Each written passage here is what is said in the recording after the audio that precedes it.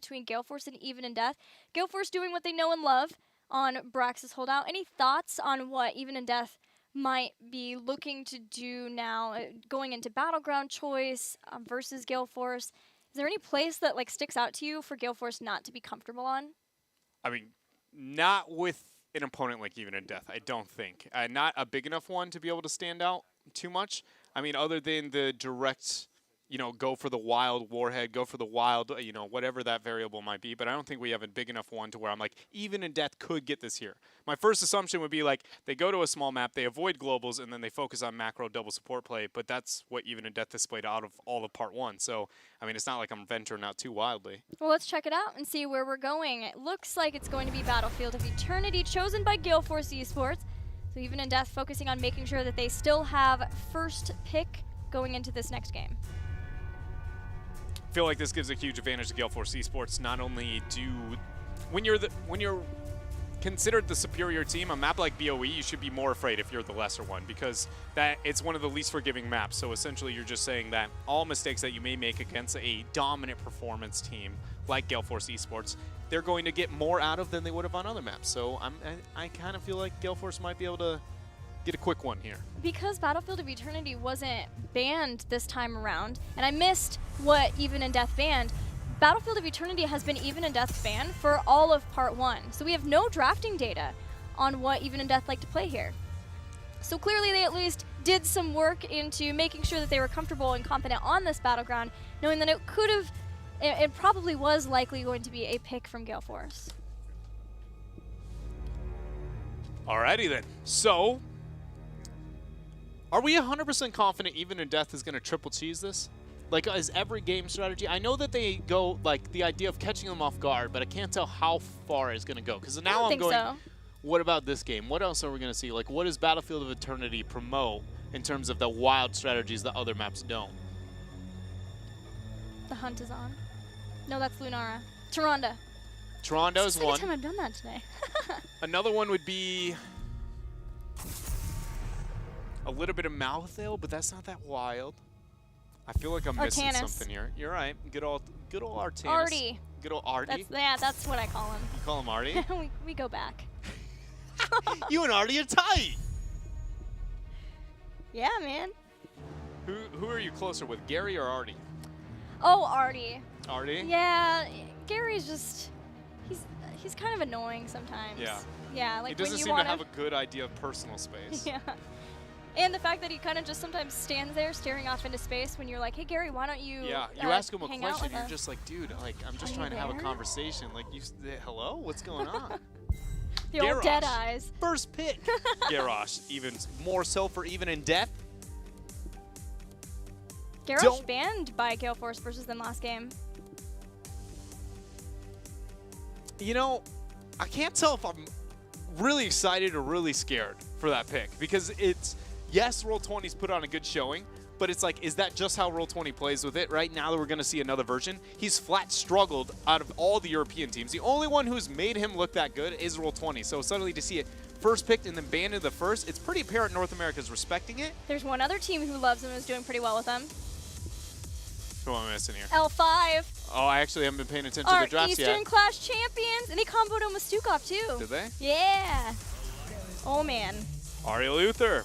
So, we have one team still willing, out of all the 3 teams we had going to international, still willing to bust it out. And that right now is Gale Force. Yes. I wrote this down. Hit me with it. I feel like of our 3 teams, they would be maybe the most, what's the word I'm looking for? Not maybe be hit so hard by the international event. And I take Team Freedom off because it was their first international event. Yeah.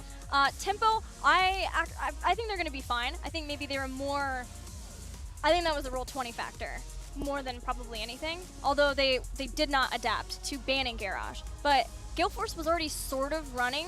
They would sometimes run this Ariel Uther. Tempo occasionally would too. But I kind of thought that maybe Gale Force would already be the team that just seemed to be more adaptive and just pop back into being fine after the Western Clash. From personalities and mentalities too, I would agree with you. That's what I was saying. Definitely kind of talking to them more behind the scenes and knowing the guys pretty well, I would agree with you. That they are without a doubt, the one that I would project to be most likely to come back. Normally, I'd say Tempo, but if it wasn't for, you know, having what, from their eyes, like such underwhelming consistently, right? Like, it felt like it's kind of the straw that broke the camel's back, you know, and the secret of that, we know, is just a million underneath it. Yeah, although it is, I mean, it's not the first time, too, so it is something that they're at least used to. And when I talked to Cattle, it did feel like their mentality had bounced back and they were perfectly fine. Although I guarantee you that 3-0 to roll 20 is going to hurt. Yeah, it is very much going to. Rhaegar is the hover, and it turns out it is the ban for Gale Force Esports. So support on support on support here so far for them when it comes to draft priority. On the other side, though, we do have a Malthael TAS together. Still an interesting duo whenever we see them in the same side. The awkwardness of kind of defining the roles of which they want. They don't necessarily directly cross-compare each other, but all the heroes you want TAS that are enabling somebody else with. Malthael kind of fills that role in terms of a draft for the long run. So we'll see if Even in Death goes any other direction. They did take away Vala as a hyper carry. Vala not only is the hyper carry for Ariel Uther, but does a lot of good damage to the Immortal. Granted, generally don't see a Hungering Arrow build with a Monster Hunter, which is why she oftentimes is picked for Battlefield of Eternity when she has to be the battery for Ariel. But still combos really well with both of those heroes, and when you look at a lot of teams, she is even still the favored battery for an Ariel Uther. So that leaves things like Lunara, maybe a Cassia.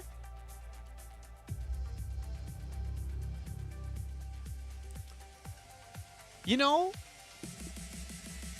I would really like, I think, a Cassia and a Garrosh. Who else is like a yes, a never flip target? And you know why? Oh man. Not only does she get a better giant killer at level 16 with percent base damage, 3%, as long as you have some sort of stuns, silences, or stun slows roots to hold them down and give you that. Her basic attack's at 20, ignore armor with Titan's Revenge. Turns out that's pretty neat. I know.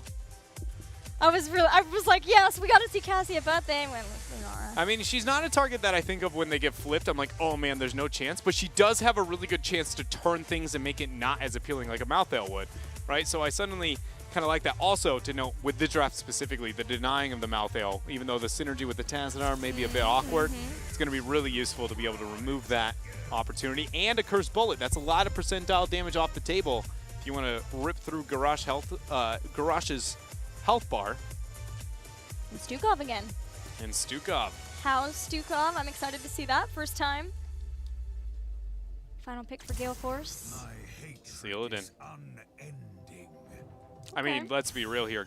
Gale Force's composition is considered Eastern Clash perfect. Other than maybe a slightly out of place Murden. Maybe is as far as you could go with an argument. And even then, you can build a pretty solid argument as to that is not out of place. No, his lockdown is going to make Malthael's life a little more difficult. And even if he takes that poke damage from Malthael, once the Reaper's Mark goes away, he can back off, heal up a second win, and get back in the fight. It's going to be a tough one here for Even in Death. But they have a lot of cool tools. They have Stukov Garrosh, and so far Garrosh has looked polar, you know.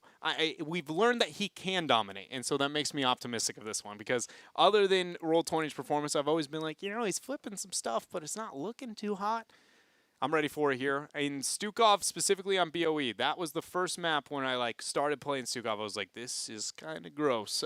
Specifically, as long as we see the Lurking Arm at 1 expansion, the increased range later on, I believe at the 13 talent tier, as long as we see those two, suddenly he can be a very big problem at max range with just forever. And just be like, hey, by the way, it's like a reverse Sergeant Hammer. It's just like awkward to be in this one area for long periods of time where she makes that whole territory just a bad time. A lot of good Immortal damage for Even in Death, but Gale Force has the perfect fighting composition. Let's see how it works out in game number 2 as we head into Battlefield of Eternity.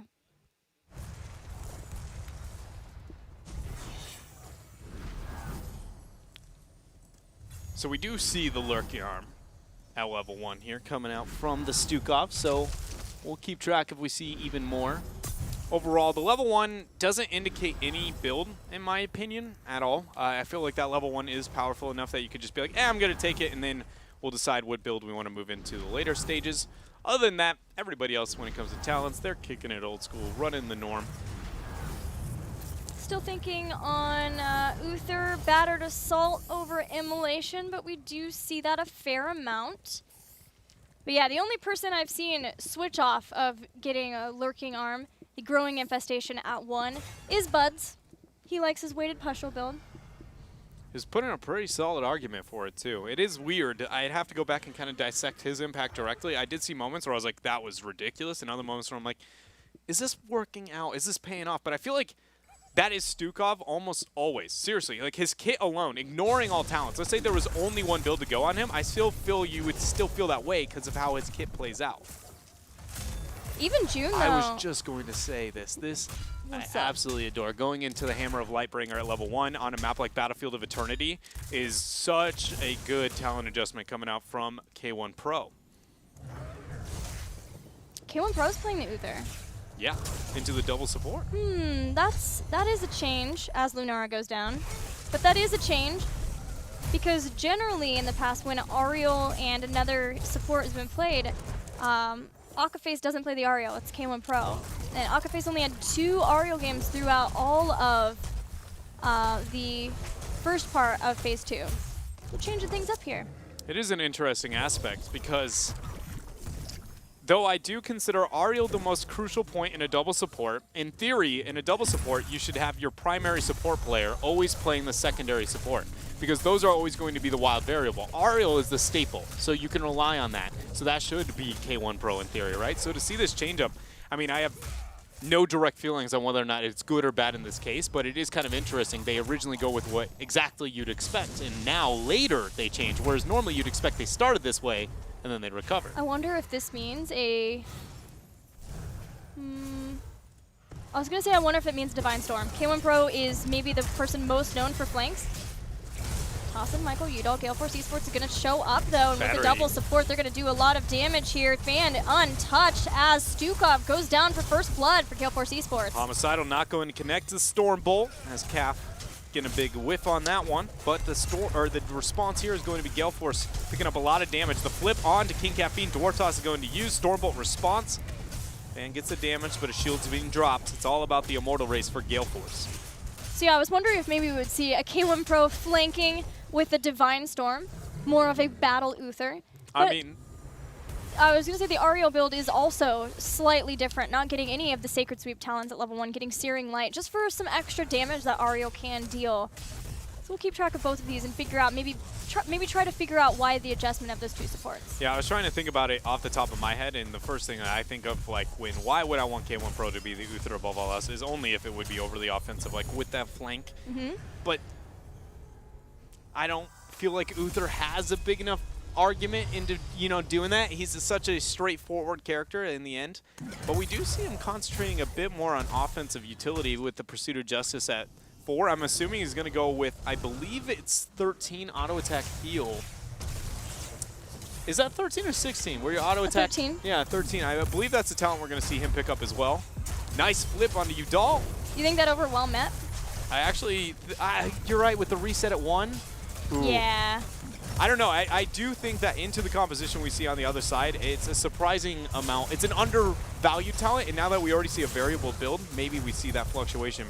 Battery under a lot of pressure, though. Flipped Udall away. He comes right back in with a Q. Let's give a little bit of time for Battery to heal back up, though, from the healing pathogen of Hal.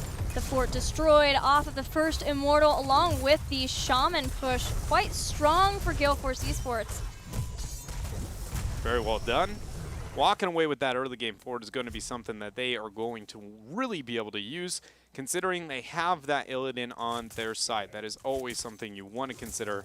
With Illidan, Arthas, there's probably a few others, but anybody who has an Eternal Slow or just chase capabilities. Battery looking for the invade on this bottom camp. It's going to be a 3 versus 4. Gale Force has the disadvantage here, except for King Caffeine with that flank. Dwarf tossing right on in. Good free cleanse coming out from Hal. But I don't know if it's really even going to be a thing. I guess it's not even a pre-cleanse there. Excuse me, that was Battery using it himself. Michael Udall just wreaking havoc in the back line while the rest deal with the Grey Mains. Stukov has gone down to Battery, buying as much time as he can, but eventually will be taken out. Armor can't keep him alive for forever when he's all by himself versus the 2 people of Gale Force Esports there. Gale Force will go right back, finish getting that camp as the Uther.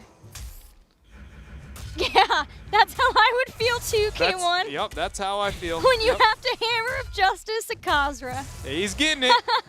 Hey! And you get the globe at the end of the day. Feels so good. Man, the only way that gets worse is that was a Zerg Rush. There's nothing that feels worse than that. And we have to consider the fact that he hasn't even gotten to the point where he can move in. It's like, to the Holy Fire, it's a struggle. Skullcracker picked up for Gale Force, though, on King Caffeine. There is no major pickup on the other side, other than one thing I haven't considered is that lurking arm, no matter what talent build or anything of Stukov, Skullcracker does build an argument into wanting to pick that up, never wasting a Stormbolt to rid of a silence. Fan flipped over, no leap and strike on out this time. The sidewall killed, but he's unable to gallop his way on out. Mike now starting to retreat. Homicidal's put the Reaper's mark on him. Hammer of Justice slows down Frozen X. Gale Force limit the casualties of this fight. A few more seconds until Lunar is back, even in death. Look to use that time by immediately getting onto the Immortal. However, the positioning of this is aggressive. Pow threw down the lurking arm, not getting too much value out of it there. Drag attempt from Battery, unsuccessful. Frozen X goes in with Greymane, gets stunned out here from K1 Pro.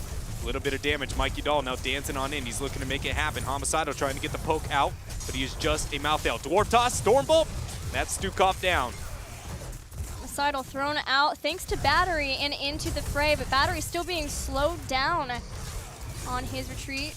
This is just, Gale Force Esports are just ripping through even in death. They have no way to be able to deal with this.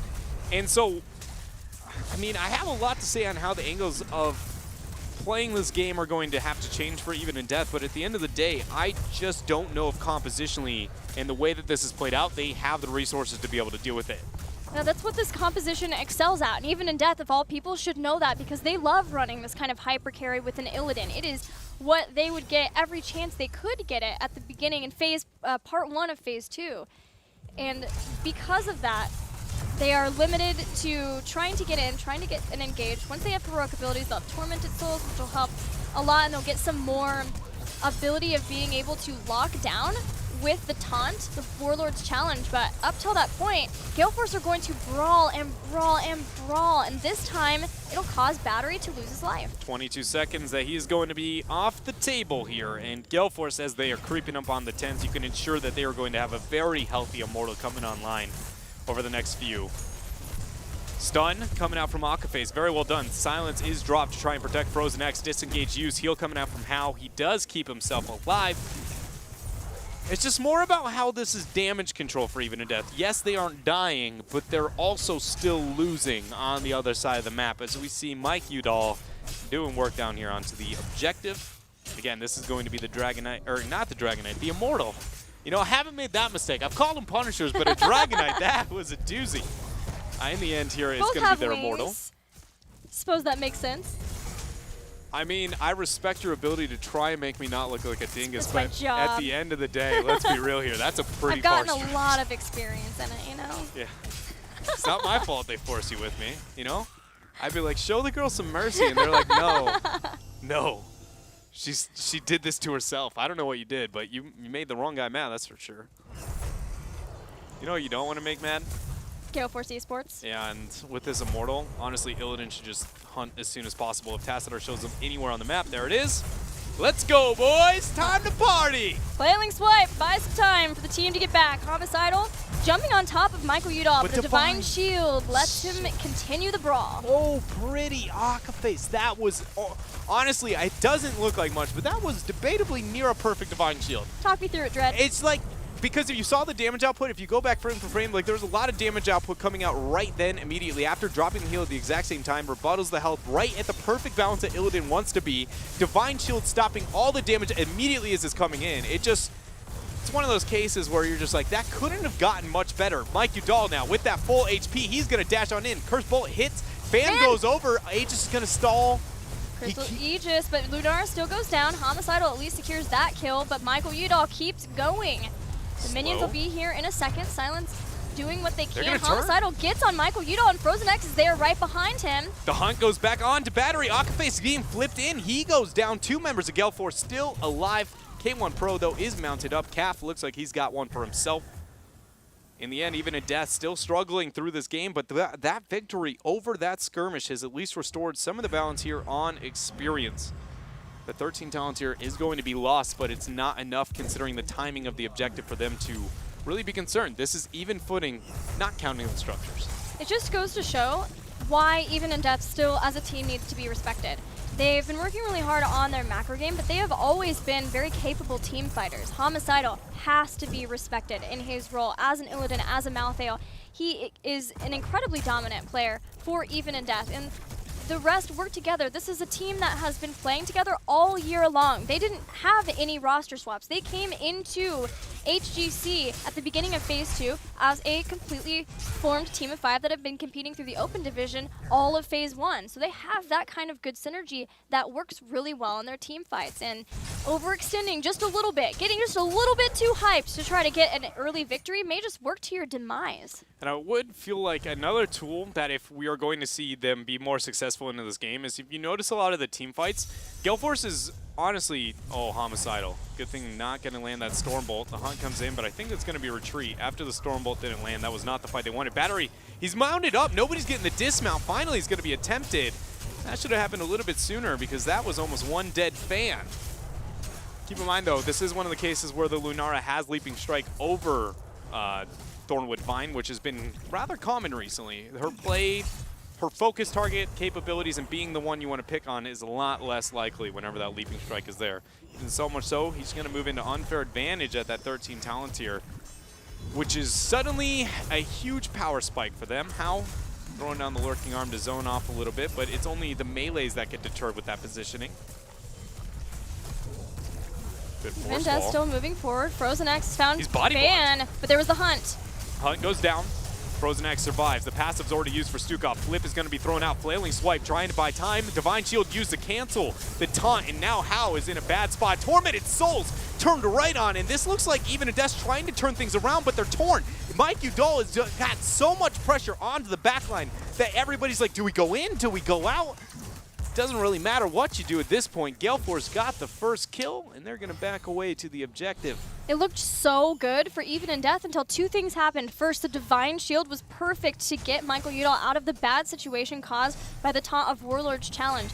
Then after that, once Homicidal went in, there were so many people grouped on the point of where he was with Tormented Souls, but because Mike was still doing damage, as you said, and then the sheer amount of stuns, the reduction of damage thanks to Well Met and the control that they had over Homicidal, they were able to get through Tormented Souls. And that gets even scarier at 16 once Gale Force Esports gets Benediction. There's a taunt again.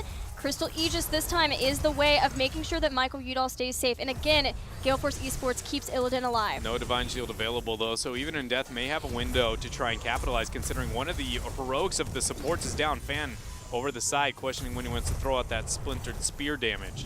He's going to hold on to it for now, as Lutano had that reveal. Now, posturing on the side, K1 Pru goes through, throws out the Golden Frisbee. Not maybe the best opener on a dismount on Uther, but let's be real here. Hammer Justice was pretty improbable. The poke has been very good for Even in Death and not losing anybody. They're neck and neck with the Immortal of Gale Force. They are.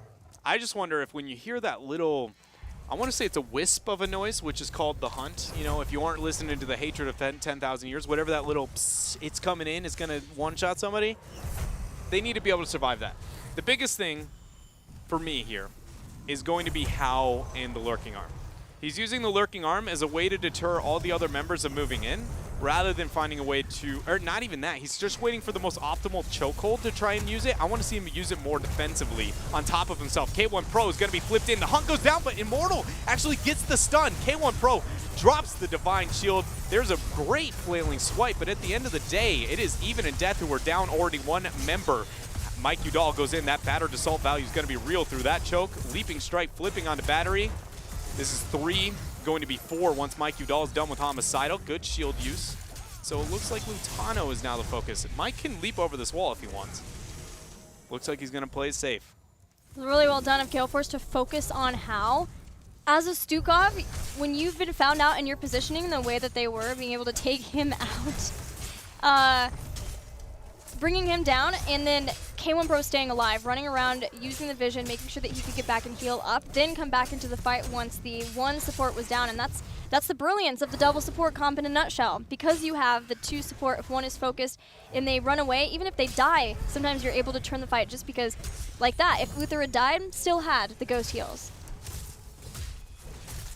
With 16 talent tier, a 50% shielded immortal, and a Illidan double support composition, they do struggle with core considering double support, but they don't when considering the Illidan Divine Shield and an Uther coming online. This may be the moment where Gale Force Esports decides they are done with this second game. It's only going to take them probably 2 kills, depending on the time of the kills and how effective they are.